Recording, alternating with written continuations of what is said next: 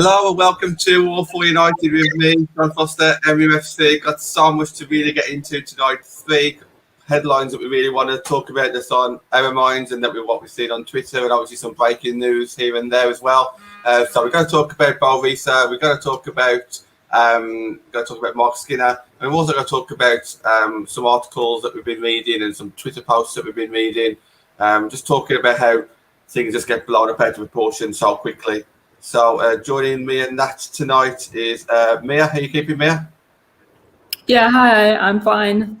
Like I said, it's a bit hot here. I heard that you guys have had our hot weather to the UK now, so happy for you. Absolutely, yeah. And for anybody who doesn't know Mia, what do you do for a living? What do you do? What's your day job? Yeah, my day job, I'm a communication manager, and then I freelance in my spare time as a women's football photographer, and then I'm on the election committee for Linköping FCA in Sweden. Excellent. And now, Marta, how are you keeping, mate? Yeah, I'm good. I think you guys are talking about hot weather. It's always hot, as I was saying. So, yeah, good to be back on the show, guys. Yeah, brilliant to have you back. Thank you. I know we've been planning this one for a couple of weeks now, Marta, and obviously there's been a bit of breaking news since then, so the show's kind of opened up a little bit more. But yeah, loads to get into. Natalie, how are you, mate? I'm good, John. Had a show last night talking about WSL and the growth of that and the difference in that between men's game and women's game. So, go back and check that out. But yeah, I'm doing good and I'm looking forward to talking. Yeah, well, look, you just kind of hinted on that show that you did yesterday, and that's what we're going to start off with. Anyone who hasn't seen that, please tune in. We've now got a Wednesday show as well, so the only day that we don't go live on the evening is a Sunday, and I'm sure on match days that'll change as well if we play on a Sunday. So yeah, please check that one out. There's loads of plans for that Wednesday show going forward. You just need to be aware of it so you can tune in. So yeah, cracking show. Just stick a few comments on the screen as well. Stuart's gone straight in there with the Mark Skinner. We'll be talking about that one very soon. John, got a couple of Johns in the comments. Thank you to everybody joining in. Hello again, Vicky. Yeah, let's get straight into it while I put some of these comments on screen then. So, Nat, Emma put, I understand. Now, we know speaking to everyone here, and we know about speaking to Emma behind closed doors. She's very careful in what she says, and her terminology that she uses, her words that she uses. Tom Gary mentioned Mark's name a few days ago. Not many journalists that I've seen have mentioned actual names of managers who we've been linked with. So when a name does get mentioned, you think it's quite serious. And for the second journalist to now jump on it as well, it looks like it's pretty much a done deal between the people. Maybe not between the clubs, between Man United and such, but it looks quite good, doesn't it?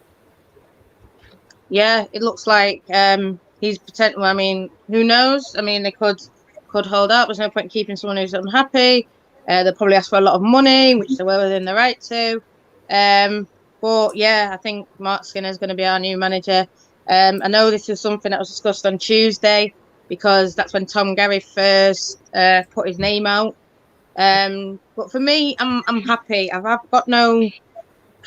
not over the moon. He wasn't my first choice. Do I think there could be other coaches out there? Yes. I know Mia has an opinion on Luis Cortez. That was a coach who just won the treble. I know there was negative things wrote about him, but that's my personal aspiration is to be in there, is to be winning the treble, is to be winning the WSL. I think the club has that aspiration as well, but this, Mark's never won anything, and that doesn't mean he can't then go on and win with us. Of course he can.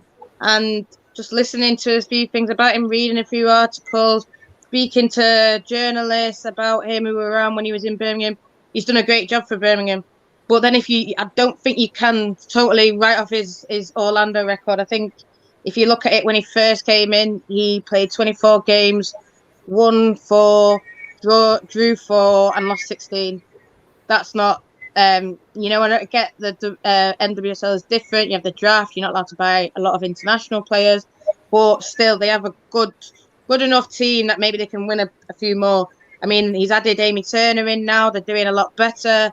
They're sixth in the league, but I think they've lost. I think Alex Morgan was getting the most out of them, and obviously she's gone off to the Olympics. She was at Spurs for a while, you know, so she's probably not 100% involved, you know, behind it.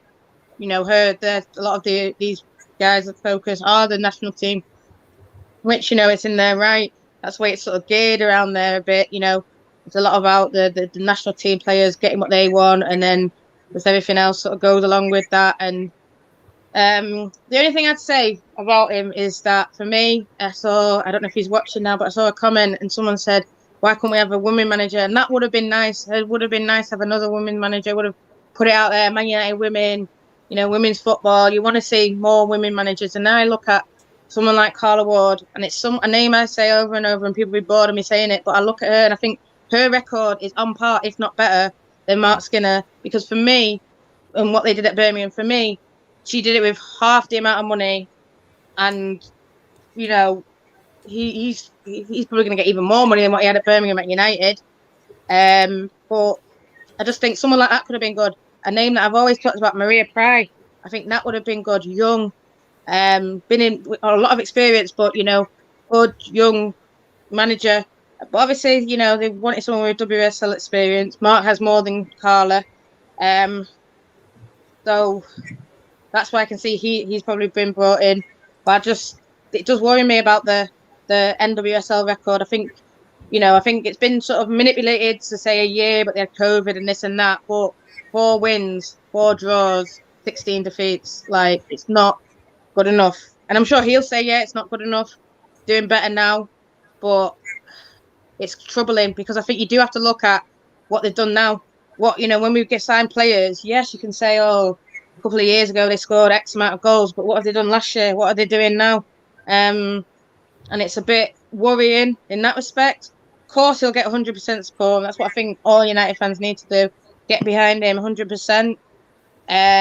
But it's sort of for me, and I'll love to hear what the girls got to say as well as you, John. It's sort of okay signing. I'm okay with it. Not ecstatic. I'm not upset. I'm just okay. So, you know, doing better than Neville. Yeah, and that's it. There's probably a lot worse names that we could have got. For me, there's probably better names, but it is what it is. We are where we are. I'm happy. Let's move forward.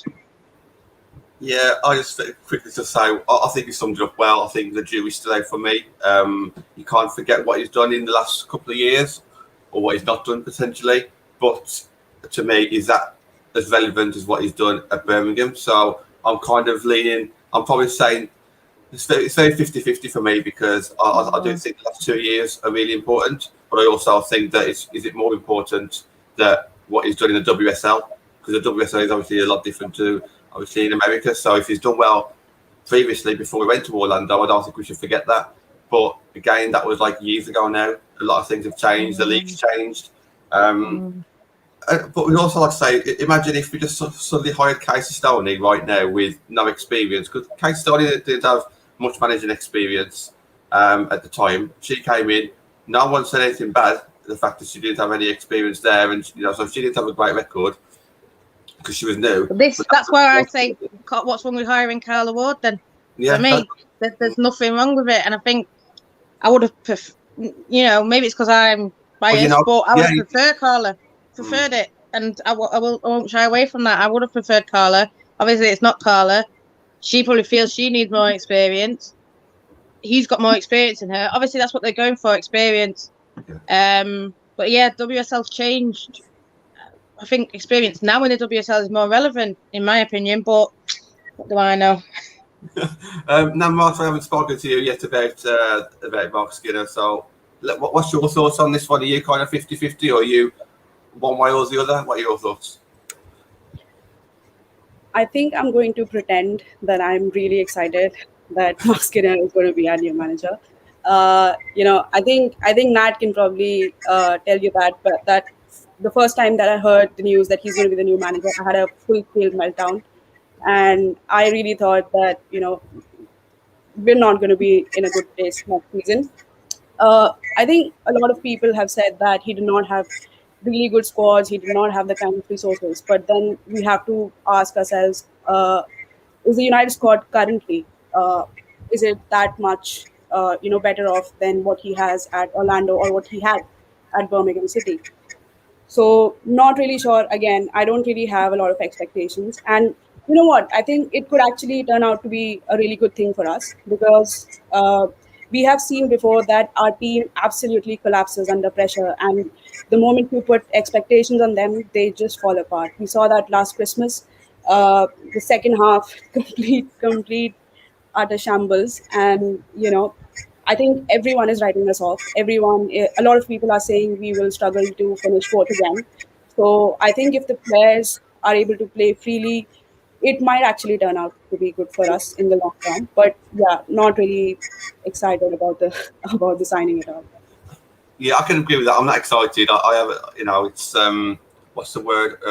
Uninspired Jonathan Bulls put in the comments, and yeah, but that's the thing, isn't it? I mean, do we want to glamour name, like referring it back to like Man United men's team? Mourinho was probably one of the best managers at the time back then, and he still didn't achieve. So it's not always about the glamour name signing, is it? It's about what works for the club and what works for the players and the future ambition. And that's what I think a lot of people are going to be a little bit unsure of. They'll see this manager come in and think, okay, so what is the ambition for the club then? If this is the manager that we're hiring, but like I said, the jury's still out. Let's get him in now. It looks like it's going to happen, and let's all get behind him in the stadium. I'm sure we're going to be singing a few songs with his name in, and that's what we need to be doing now as United fans.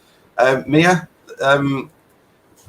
in USA, they're not particularly ranting and raving over this manager. They're actually happy that he's leaving the club. You've got fans in England who know him from the past who are actually saying the opposite and that they're glad to bring him back. And we've got journalists in England who know him from the past who are speaking highly of him.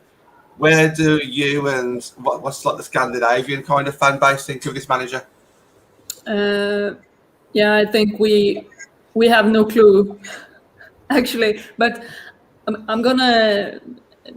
I think I was kind of hooked with one sentence in Tom Gary's article about this, and that it said that the players are excited about this appointment. And I think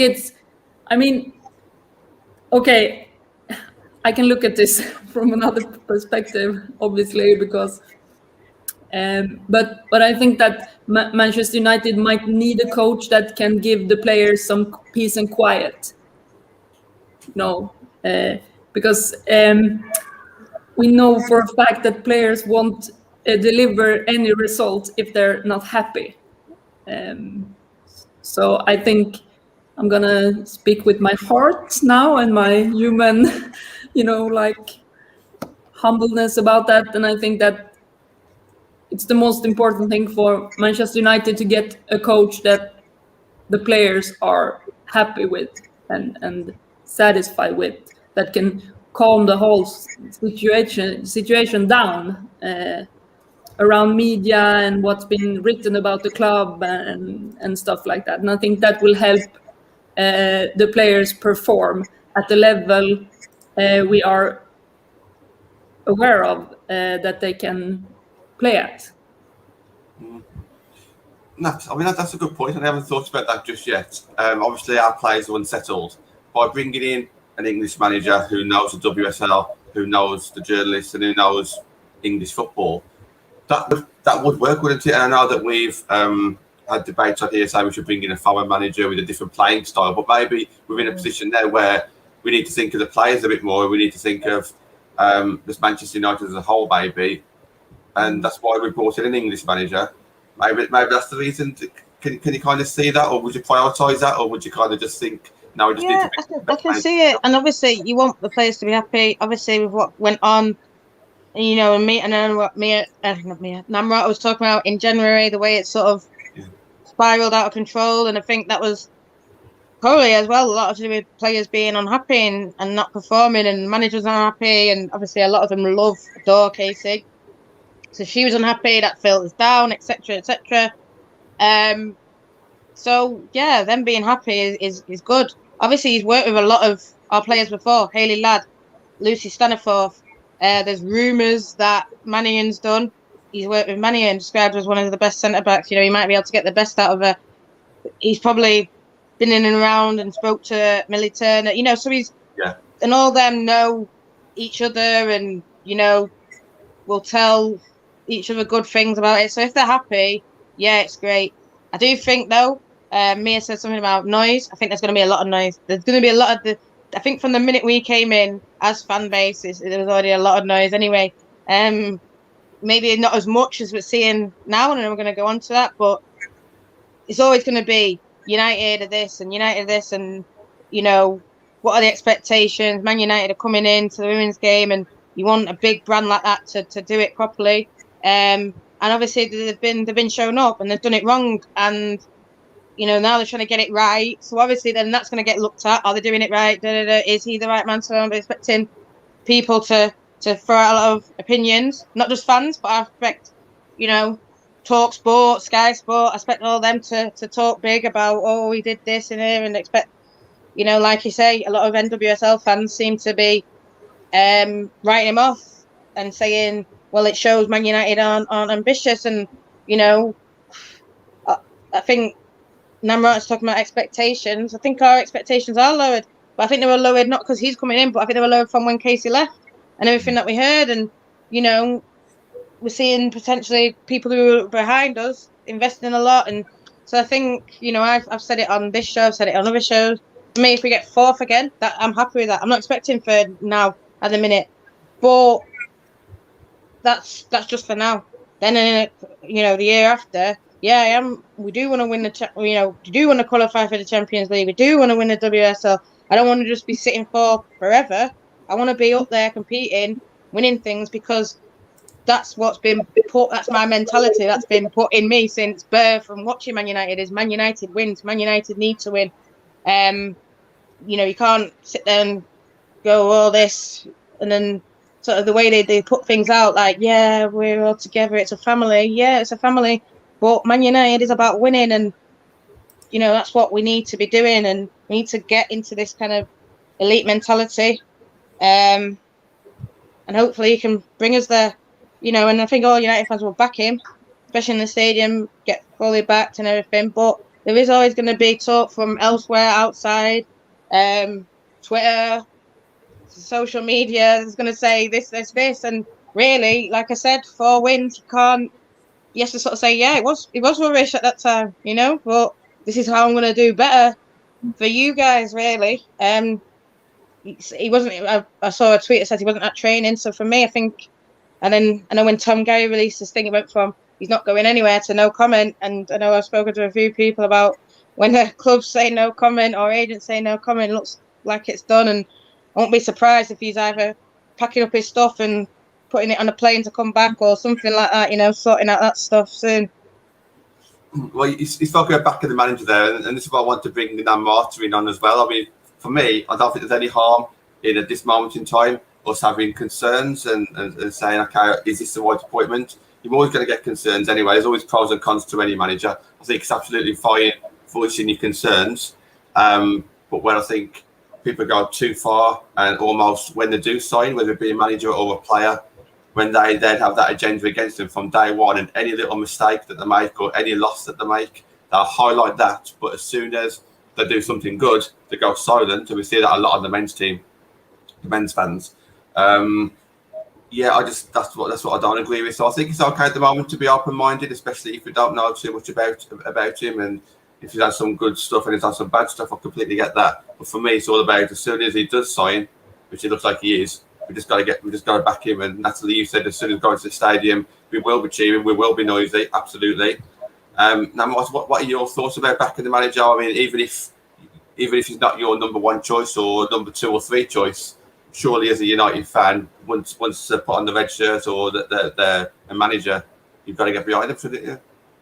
Yeah, I think we should totally embrace the chaos, and I think the issue for me really is that he was a very obvious choice. I think the moment Casey left, people were talking about 2 or 3 really obvious names. I think Paul Riley was one of them, Mark Parsons, and I think Skinner was also one of them. So it's kind of like they've taken 2.5 months to end up with the most obvious manager. So could that have been done earlier? We don't really know about that. And he's still contracted to Orlando Pride. They've got new owners, so we don't really know when he's actually going to come here and he's going to take charge of the team.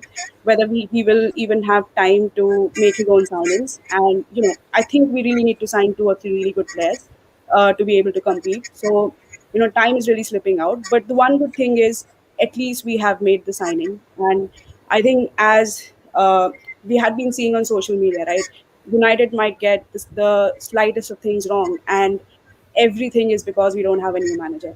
So at least now people, and I've actually seen a lot of fans from the men's side who did not really follow the women's side as much, and they're kind of happy that at least we have a new manager. They don't really know how he's going to do, and they're probably not as concerned. But I think we need a much needed hope and optimism around the side. So hopefully we'll also announce a few signings in the coming weeks. So the fan morale will go up. And I had actually just written off the next season anyway. So I think yeah. So I still think we can if we make some good signings, I actually think we will finish above Everton. I think Mia is really excited about Everton, so she's probably not going to like it. But I think we can finish fourth, and based on the kind of signings that we have, I think maybe top 3 would be a little bit too ambitious, but I think we can at least stay where we were last season. I'll bring Mia in a second. We'll start talking about Boe Risa and Everton as well if she wishes, but that's just on that one. Marta said we've almost kind of written off next season already, and I'm kind of in that about a little bit at the moment just because of instability, and it's such a shame that we've turned into a club already where we kind of writ off a season. And don't get me wrong, if we have 3 or 4 games where we win, the first 3 or 4 games of the season, then all of a sudden it looks a lot more promising. Yeah. That season, and it's back again. That's the fans' prerogative. Listen, it was written, like I said, I think a lot of people felt this from when Casey resigned and we read everything that we read. And you can't sort of a couple of statements, and even if they are incoherent, even whatever, it's not going to change that feeling. I think that's a feeling that Man United fans have had about the ownership of not just the women, the men's. Why are they bringing back the women's team? What's the, I think these were questions that were there. But Casey obviously masked those and did what she did. And for her to walk away, the way she cried and everything, that's when the season was written off. It's going to take a lot for it to be sort of that trust, to be put back. And people probably will never be put back, because obviously we've seen it with these owners. We've seen what's happened. We've seen the way they've sort of neglected not only the women's team, but the men's team. It's nothing new. But in terms of Mark Skinner and what he's going to do and getting behind him, I definitely think, listen, if he signed that thing, he's obviously was going for it. He wanted this job. I know a lot of people have read things about, I can't see him leaving that project. Listen, when Man United come knocking, someone even said it, you don't, you got to have a fantastic job already there to turn it down. It's Manchester United. Let's not hide from that. So if he's signed that contract, like Emma understands, for me, I think he's already probably got his idea of who he wants, of what players he thinks. So he could still potentially be in Orlando, whatever long it takes for them, and still say to Jon or whoever, say, these are the players that I want, go out and get them, go out and say to them personally, I want them. You know what I mean? There's ways that he can do it. Well, I'd hope that he'd be doing that. I hope that he'd be saying to, I don't know, whoever he's worked with, so-and-so, I'm now the manager of Man United, I've signed, it's a bit of a thing, but I don't know but listen, got to do what you got to do. Go out there, get the players. We can't waste any time, can we? So we just got to move on. Well, he probably, as part of his interview, he probably said, listen, there's this player, there's that player, there's, we had this, we can do this. That's probably his aim. Yeah, surely he would have said to him, like, what's your vision for the club? What's your vision for the team? And then he's going to be saying, I want to play like this. I want to have these kind of players. We've got to put 2 and 2 together, haven't you? So surely everyone should be on the same wavelength, or else you wouldn't have hired him in the first place. So hopefully that's the case. Mia, let's talk a little bit about Everton then. So why do you think Everton may finish above United next season? I think a lot of people in the comments will actually probably agree with you. and then obviously we'll move on to Boe Risa. So your thoughts on next season, Mia? Yeah, I mean, I'm starting to fall into this, I like several teams at the moment, because of what's happening, but I really do like Everton. And I think I said that the last time I was on, I think they are having a, smart recruitment strategy by the fact that they sign 2 players that knows each other, might have played before. I mean, they did that the last season with Rikke Seveke and Nicoline Sørensen. And now they are doing the same with Anna Anvegård and Natalie Björn. And if you watched something from the game with Sweden yesterday, I think you saw what a quality centre back Everton has signed. So I think they're going to be, they mean business. Not necessarily, I think they will finish top 3, but they could if they get Anna Anvegård going and goal scoring. I think she can be a contender for the golden boot next season, because she is that kind of player.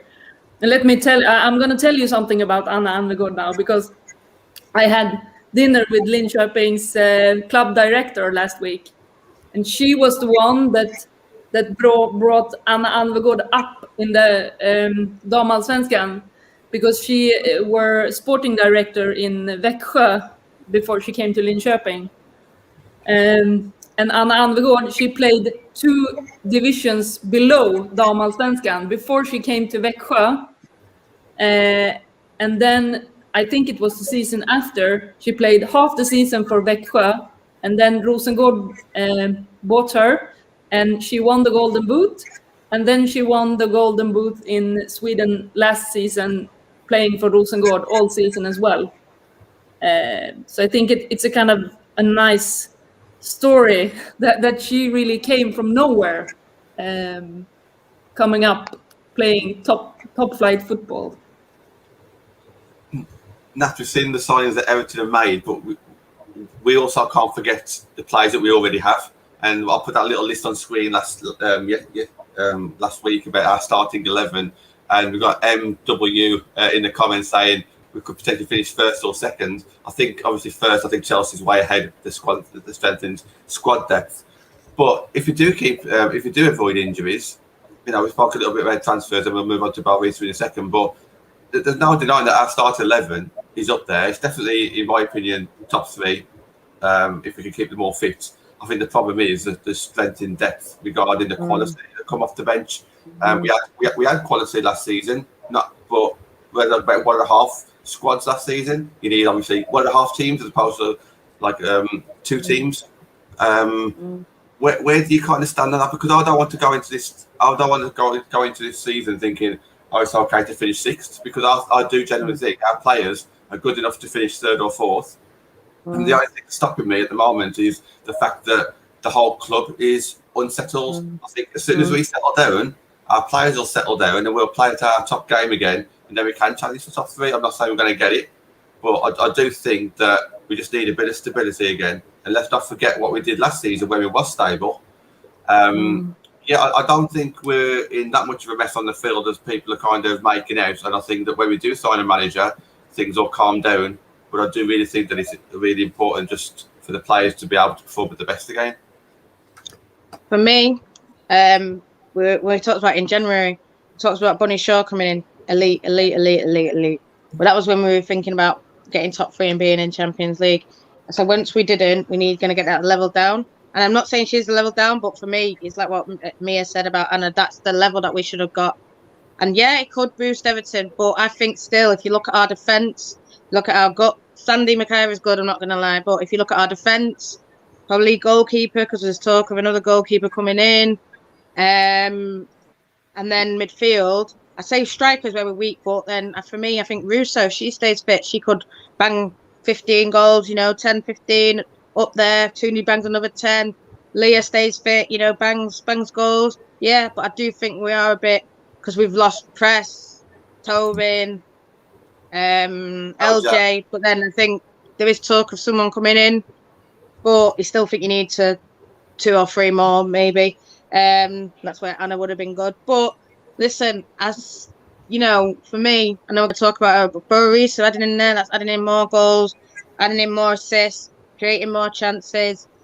She said something on a video, and she talks about, well, how are you as a player? And she says, I like to play out from tight spaces, and I think that's our problem. I think if I look back at like Reading, Brighton, these are the games that we lost, dropped points, and I think that's where she can be a key.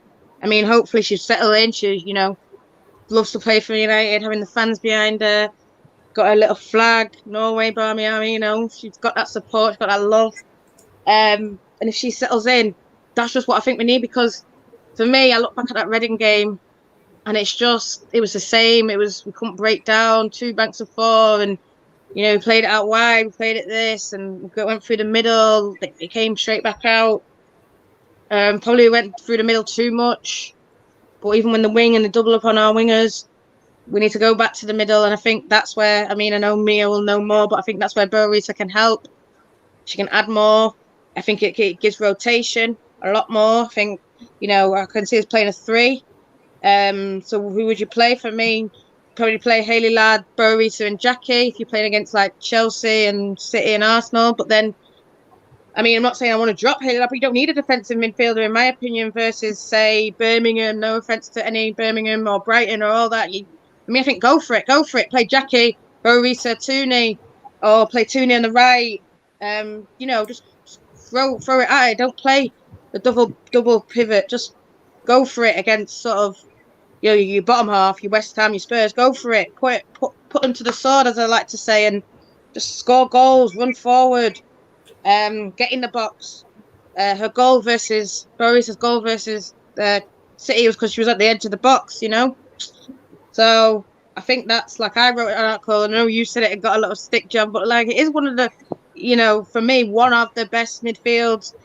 You could really say, you know, Hayley Ladd, Jackie, Boe Risa, throw in Tooney, throw in Zellum, even, you know, throw in Staniforth. Yeah. You know, these are England internationals. You can't just then write off what they can do. And I think Stanley looked good towards the end of the season. She even said to us, I need to get more goals and assists. Good, go for it. Get your goals, get your assists. She played with Mark before. She knows what he wants, fits in straight away. You know, for me, it's happy days. In terms of the midfield, like I said, see, at the defence gets going under him, and then add a few more forwards. Yeah, for me, you know, it's the same sort of team that was really the starting 11 in the first half. It's only Tobin that we've lost from it. Crest didn't really play a lot at the start of the season. LJ was in and out. So really, that team that was only Amy. Yeah, that team is the same team really, bar 2. So that's why I'd bring good winger in, maybe a good winger and a good forward, and then yeah, who knows? But let's see what he does. Let's see who players he wants, Mark. I've left that comment on screen. Well, the players that we're hearing aren't actually strikers. So let's see what happens with that one. Mia, so finally we've got a number 8 on the shirt and in position as well. It's been going on since January. We've known about it for ages, haven't we? It's just about getting it over the line. And what have been your thoughts about this over the last 6-7 months? Obviously, you were used to kind of women's football, and it might take in a few months to do. But obviously, COVID didn't help, and that might have been the main reason. But now it's all over the line. I mean, what are your thoughts over the last 6 or 7 months to get this player to United? Well, I think it's kind of obvious that you have finally got the player. No, this was gonna come out wrong, but she really wants to be a United player. Yeah. Yeah, and I think in terms of the time length on this signing or not signing, I think that's quite telling, because I think it just watching her as a football player, because I did watch her quite a lot in Sweden. she is like that on the pitch as well. And yeah, you said it. I sat watched some clips of her scoring today, and she can be down at her own team's box defending, and then all of a sudden she shows up in the box on the other side of the pitch and scores. She is also a very good passer. I mean, she can just flick the ball through the lines, and I think she's not, obviously she's not a spectacular playmaker, but she isn't that as well, because she is a typical number 8 maybe. But if you look at her playing in Norway, she is very dedicated when she plays, and I think that's, I mean, you have a really good midfielder in Jackie Grönen, but she hasn't scored. And perhaps it isn't her role also,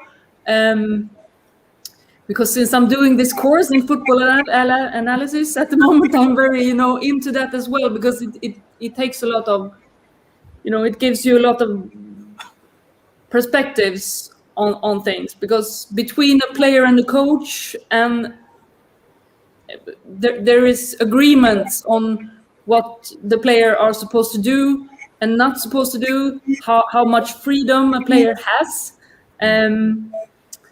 But looking at Boe Risa when she played in Sweden, she had a lot of freedom to do what she wanted, and she's like, I mean, when I spoke to Martin Sjögren, who is the Norway head coach, he said that she might not be exactly like Caroline Seger, but she is that person for us in Norway. She's Norway's engine. So I think that's, we have to describe her like that. How would you kind of get the best out of her then? Would it be the case of have Harley Ladd as like the number 6, just pick the ball off the defenders, and then decide to Boe Risa just get into some space, and then as soon as she's got the ball, will she just be able to like turn and start picking out passes, or is that kind of how you would set it up? Or because to me, I'm just a little bit worried that if she's like as good as what people are making out, are people going to like double up on her and make her life harder? And then that could work in our interest, because then that might free Jackie Grönen up or Ella Thun further up the field. What are your kind of thoughts on getting the best out of Boe Risa, like either in formation or the players around her?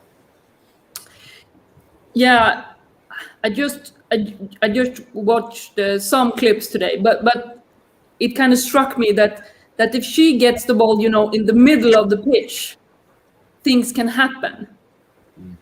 And I think that's where she is. Yeah, the most effective. You have a good midfield. I won't lie, you have that. But I think that she will add something more to it, and I think she might even compete with players that have been starting players before, because she can. You have to decide what kind of play and what kind of playing style you want to play. You want to play attacking football? You want to play possession-based football? What do you want? So and every player is different, even if they have the same type of abilities and qualities. But it's the attitude and what they bring into the game in the transition zone that it's gonna either add something you haven't had before, or just strengthen things you have. Now, Martin, let's talk about this starting lineup. Can you see her getting in? I don't think she's probably going to start the first game. Maybe there's no need for her to start the first game, but maybe she can. It also depends on who that first game is. We'll find out tomorrow. But yeah, I mean, how do you kind of see it? Because our midfield is really strong. I think we performed our best last season when we had Ladd, Jackie, and Tooney. Staniforth finished the season well. Our captain's a midfielder, and then we got Boe Risa. Would you look at changing the formation to fit 4 midfielders in, or is it just a case of they're having 6 quality players, a backup for each kind of role in that midfield?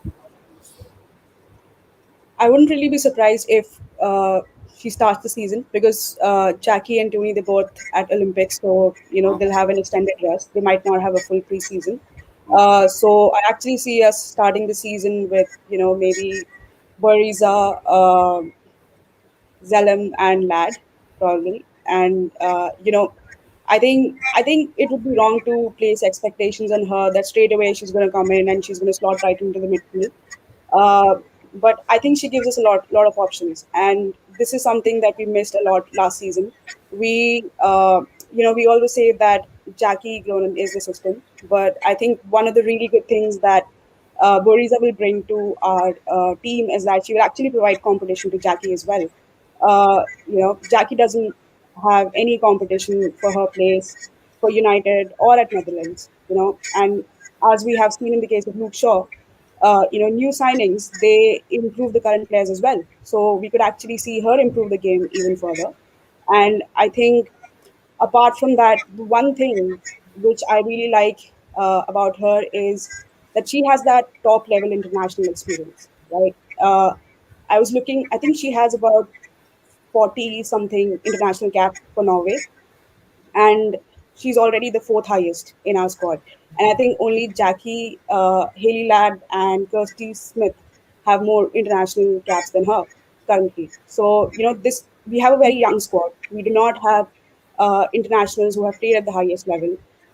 We do have players like Lucy Staniforth or Mary Earps or Maria Thorisdottir who have played a lot of games. They have played at the highest level. And I think going forward, this is like a really good step in terms of building a team which has like the right kind of balance of youth and internationals, because uh, I think she'll provide that experience, so that the kind of collapse that we saw last season after Christmas, when we were left with we were left without most of our experienced players. We saw we just basically fell off, right? And I think and I think for me, right now, currently, is that she is a massive United fan and she has always wanted to play for United, right? And I think amidst all the negativity that we're seeing right now, you go on Twitter, it's been 2.5 months, and it's just been constant negativity all around. And then when you have a new player come in, and number 8, and somebody that we have waited a long time for, she comes and she basically says, I'm ready to give everything for this club. And I think literally that was like the happiest moment for me in 2.5 months. And I think we need more of that, and I think we need a player who brings that energy into the dressing room as well. And judging by the social media posts, on Instagram, it seems like she has already started training with the team. So I'm just happy that she joined, and I hope she does well. I think she will do well, and I think eventually we'll probably have both Jackie and her and Haley Ladd in the midfield. But straight off the bat, I'm not gonna place a lot of expectations on her. I'm gonna have to say something also to add some spice into this conversation now, because Vilde Boe Risa, she knows how it is to win a league title. Yeah, let's go. Yeah, Let's go. She knows how to do that, and I just want to say that in the title decider in Sweden, not only did she score and made an assist, but, and this hurts me deeply to say, but I'm gonna say it anyway, because they beat Linköping with 7-0 in that game when the title had to be decided. She also she knows. So, she knows how it is to win. Listen, this is what we need. We need people who know how to win, people who die for the badge. Mia said something about passionate and dedicated, determined, and I'm not the best at tactical and knowing this and knowing how to fit in, but if you will die from a badge, if it means as much to me as it means to if it means to me, I love Man United, and if you love Man United too, I'm not saying that they don't love Man United, but it just, like she says, oh, my brother forced me to watch it, and I love this club, and I'd be here, and I want to do everything to make this club where it should be. That's it. You're a winner. You've won already. You don't need to worry about anything else. You won, and you take that mentality onto the pitch. You won. That's it. Because we'll see that fans will get up. It'll just kick off. It'll be ready, and not kick off, but it'll just be that spice, like Mia says. It's that excitement. That's why so many people are excited, because people are like, oh well, what's going on? Negative. The players want to join. Bang! I love Man United. I want to join. Yeah, it don't matter what's going on. I love Man United, and that's what we need. People who love the club and do anything for it and push and drive to be the best. And there are a lot of childhood United fans, and yeah, they're probably a bit disillusioned with what they've seen. But listen, bang, let's get our heads down. Let's work hard. Let's get to where we should be. We know we can be. That's what I said before about Man United is to win. And Mia said she knows how to win, so it means everything. And Fuso, yeah, I think she's going to be good, and that's a name that I always forget about. Sorry, but she's another striker forward. We got in Fuso. We haven't seen much of her yet, but if you think about it, we now don't have LJ, Kristen Press, Tobin Heath, Jane Ross, and Siggy. So all those games that they would have played, yeah. Maybe Martha Thomas, if she comes in, she'll get a few games. Simon, if she comes in, she'll get a few games. But apart from that, Fuso will obviously play a lot more games now as well. So I don't know where she's going to fit in. I don't know. I don't think she'll improve the starting 11 just yet. I don't think we've seen enough of her to say that I'd rather have her in the front three or front four over Tooney, Hansen, Russo, and Galton. I wouldn't say that just yet. But I do think that it's an exciting time, just because she will get more game time now, so we can at least see her this season to kind of see what her best position is. A lot of people are saying number 10 because, we haven't actually seen her that many sitting in front of goal just yet, but we have seen her in tight spaces, picking up some passes outside the box, little ones and twos. So I'm looking forward to seeing her, I really am, and this season will definitely bring that. I'm just going to shout out a few more comments as well, because there's been a few talking about the diamond midfield. I would love to see all four of them on the pitch together, but I don't want to lose the width. So for me, if you're going to have Galton and Russo as the main two strikers, then you've really got to keep Ona up the top and Curtis Smith, I think, stands as the other fullback, because I just don't want to lose the width, because I love seeing what Galton and Hansen can bring. Let's move on to just social media then, and the tabloids and sensationalism. We saw it a couple of weeks ago with the articles out of The Athletic, and it really blew up, and it made us look really, really bad. And that's not the Athletic's fault necessarily, but obviously that they put it out there, and they knew what the clicks was going to be, they knew what the comments was going to be. And then, Mark, so I'll just start off with yourself. It's just amazing to see how quickly people react to headlines. They don't even need to read the full article. They'll jump to conclusions just by reading a headline. And I think we're speaking before the show about certain headlines, really creating an impact. But then, Martin, what are your thoughts on what you've been reading about Man United women's team lately, and how it gets just blown up, sometimes out of proportion as well? I think if you ask United fans, a majority of fans would have no problem believing that the club is 100% capable of doing everything that was mentioned in the Athletic article. Even with the men's side, we have seen them, not really do enough. So it's not really a stretch to think they wouldn't do that. But when we talk about sensationalism, right, it's not just that we are defending the club, but it's just that a few fans are kind of pointing out that there might be the kind of expressing doubt over, if the article is fully correct or not. And, usually it's a really funny thing, because usually in women's football, what I've seen is that the fans, they're very vocal about media. You regularly see posts about this journalist said that, or this journalist is biased, or, they write articles, they have an agenda towards a certain team. And, this time it feels like everyone has decided that the media is 100% correct, and any fan who expresses doubt is a Glazer apologist. And I think that is really wrong. And I still think that a lot of the information that is in the athletic article might turn out to be really correct, but taken without context, I think it just paints a picture that is extremely exaggerated. So the major point in all of those articles, and ever since Casey resigned, is about the lack of proper training facilities that have been available to our women's team. And those of us who actually have followed the team a lot in the past 2 3 years, one thing, if you look at the context behind that, Casey Stoney, in all of her interviews before last season, she always said that Carrington is really crowded, even without COVID. There is no space for women's team, and she is quite happy with the facilities that she has at LSV. And she herself has said, that she prefers to have her own base with the women's team. She wants the women's team to have their own kind of base at LSV. And even during her interview with San Diego, she said the same thing. She said that she wants the women's team to have their own facilities and so on. So something obviously changed during last season, and we all know that there were COVID protocols. We saw that we had a lot of injuries. So the context really is that the team had to shift from LSV to Carrington in a very short space of time, and United did not do enough from their part to be able to provide facilities at such a short notice. And if you look at, and the articles anyway are not directed towards fans of women's football. These articles are actually directed towards fans of men's football who will not really have a lot of context about women's football at all.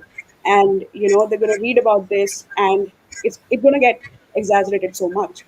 And one thing I want to say is, last season, Bayern Munich's team, they visited Chelsea during a Champions League fixture, and they complained about the away team dressing rooms, that they were not on par.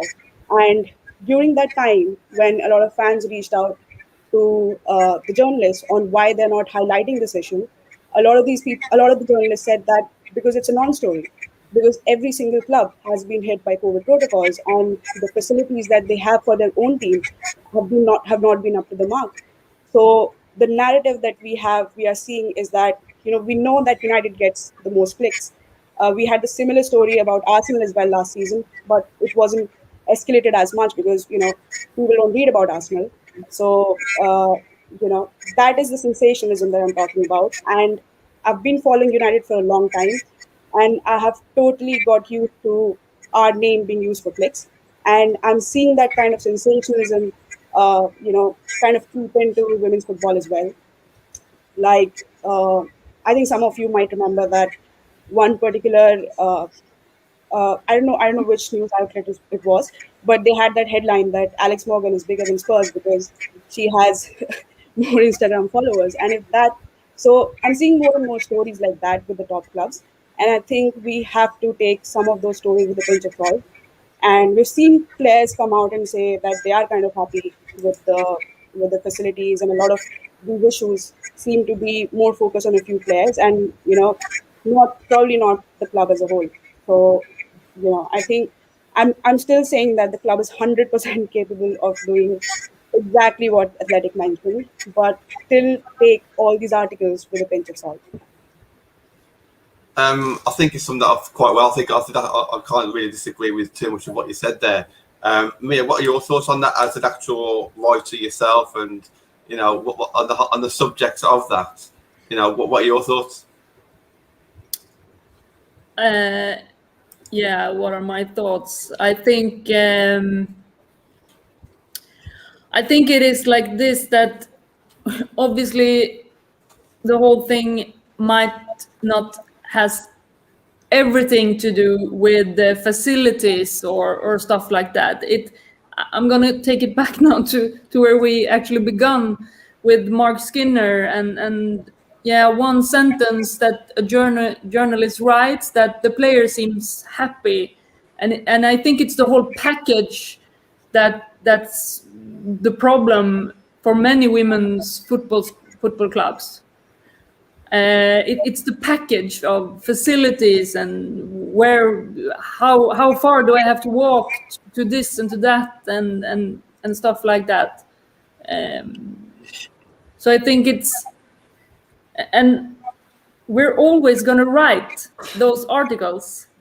I mean, if there's any do you say substance in English? Yeah. And truth in it, we're gonna have to tell those stories, because these are the stories that's gonna drive the game forward as well, and develop facilities for women's football, to put pressure on owners and management and stuff like that. So I think in that way, it's good that articles like that being written right now.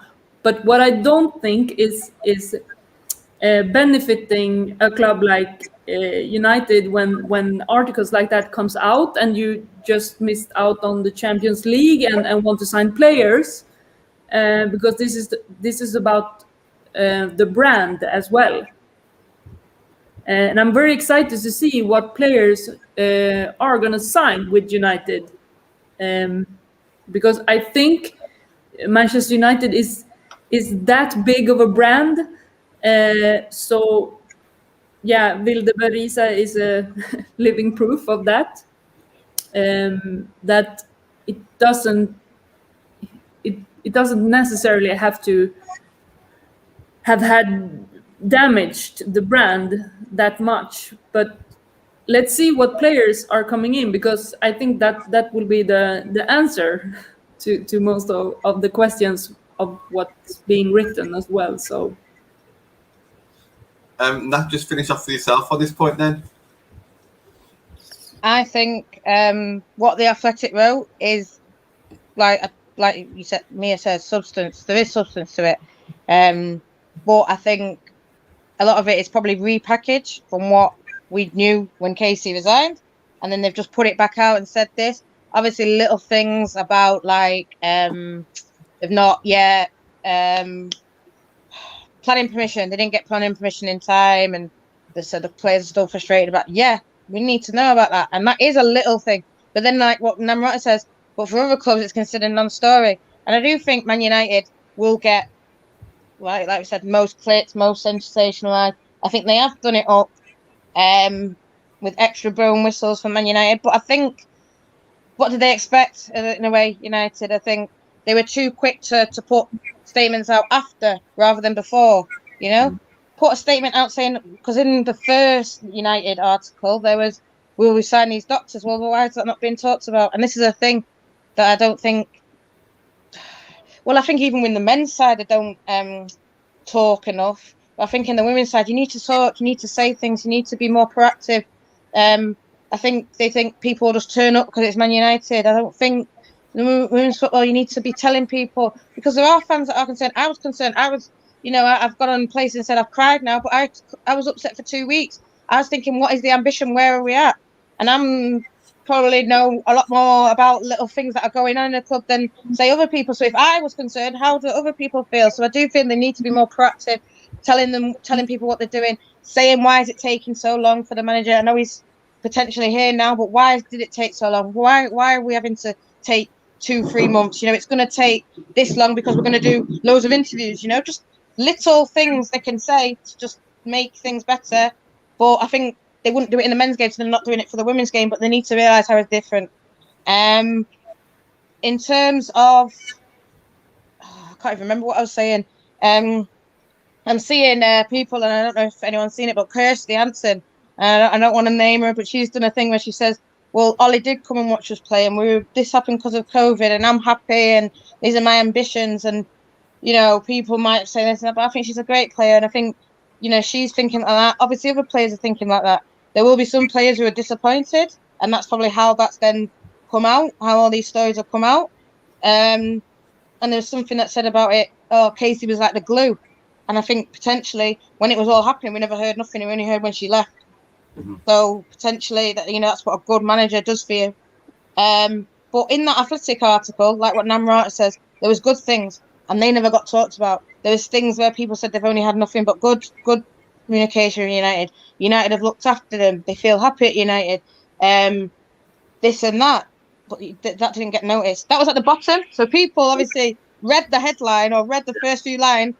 United are trash. And didn't actually see the rest, where there was good things, where they've responded, where they're saying we're going to do this.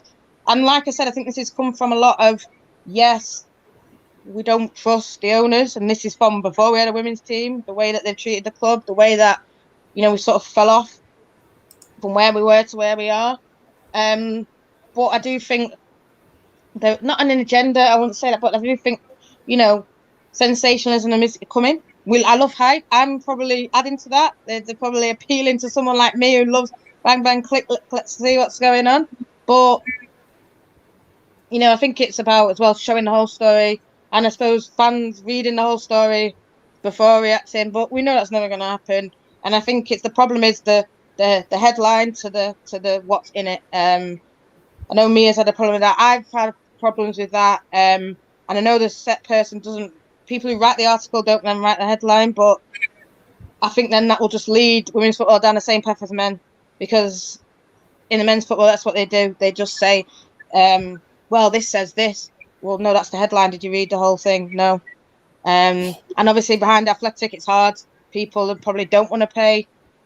They're well within their rights, but they'll say Man United don't treat the women right, and that'll trigger all thoughts of, well, this, well, that, and I think in the women's game, I'd like to see it treated a bit better in terms of not writing them sensation lines, writing the truth, writing a true reflection of what it is in the article, rather than just, you do want a bit of spice, but you want it to truly reflect what your journalist is writing. Now, Martin, did you just want to come in on that one at all? I think going forward, like if the articles have been written, I think a really good way to see how true the articles were would be are we going to get, let's say United, they have, for example, they've allocated about 8 million or some pounds for Carrington. So are we going to get an article when things go right, or are we only going to get articles when things go wrong? I don't think we're going to get an article if the Glazers put it right or the club put it right. But you can definitely bet that if things don't improve, we'll be seeing more articles like this. If Mark Skinner does not do well in the first half of the season, we'll probably even see articles coming out about the kind of managers that we turned down, and how, it's at the end of the day, all of us, we really want the best, what's best for the girls, right? And one thing that nobody really is talking about is, did all the players go together as one to the PFA and air their concerns, or was it a few players? And did they actually want did the majority of players actually want their concerns to be aired out publicly and for them to be sensationalized? Because at the end of the day, is the players who are going to suffer. They'll probably have less transparency from the club. I don't really know about that, but I really hope that we don't see any articles going forward, because that means the club is doing something right. It's been a great show. We've already got half an hour and we could have gone into so much detail even more on these subjects, but time just goes so quickly. So just to summarise then, so obviously Boe Risa is now officially signed. It took quite a few months to get it over the line for one reason or another, but that's our first signing. The fan base are happy about it. Our rivals have suddenly woke up and started getting in our mentions and started to come on Twitter and blowing up, which is great. It's what we want to see again. It's allowed us to be more positive. It's allowed us to defend our players and to defend our club again, as opposed to attacking it like we have done lately regarding the leadership of the club. It also looks as though it's from about in my opinion, maybe about 80 to 90% certain that Mark Skinner is going to be our new manager. It looks like a deal has been agreed somewhere, not between the clubs, but between the club and the manager himself. So that looks like that's going to be done and dusted in the next couple of weeks. And yeah, it's just been a cracking show tonight, guys. It's really enjoyed it, really enjoyed the flow. Loads of people in the comments. Over 25 people watching constantly. It's got up to as high as 35 to 40 at time as well. So please hit the thumbs up. Mia, thank you for coming back on again. I really appreciate it. Hope you enjoy the weather over there. Yeah, I'm gonna enjoy it. I'm going on a 4-week long vacation from tomorrow. So Okay. yeah. Enjoy it. And if anyone wants to find you on Twitter, how could they go about doing that? Yeah, it's Mia_Eriksson, like Magdalena Eriksson spells her name. Excellent. Make sure that you do follow me, everybody. Now, Marta, thank you for coming back on again. You have to come back on more regular, whether it be our show or the Wednesday or a different day of the week. Please come back on as often as you can. If anybody wants to find you on Twitter, how can they go about doing that? I think it's Namrata_YDB. Awesome. I'm I not think so. 100% sure. It'll be on our Twitter. So anybody who wants to find it, they can find it through there. Nat, just a shout out for your show again last night. It went really, really well, over about 150 views now, and no one even knew the Wednesday show even existed, really. So cracking numbers there. Thank you very much. If anybody wants to hit you up, how could they go about doing that? Yeah, Natalie_17, obviously, all the United Women as well. And it started to rain now here, so we're going to have a bit of rain. Unfortunately, my son's gone. Yeah, started to rain in Manchester. Well, on that note, then we'll end the show. But thank you to everybody again, and we shall see you again tomorrow night on the Fans Forum. Thank you, guys.